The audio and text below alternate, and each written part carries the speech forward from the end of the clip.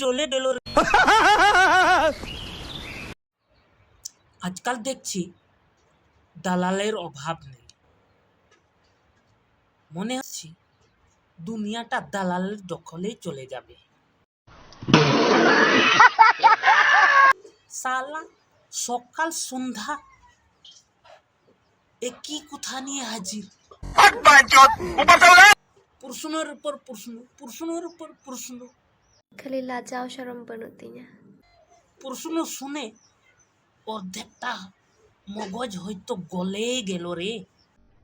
अरे कहना क्या चाहते हो?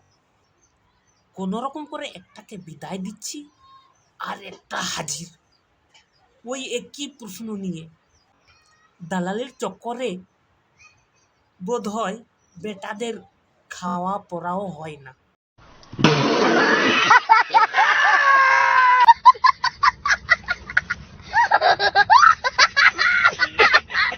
বাবারে বাবা, কত যে আছে দালালি করে লাভ।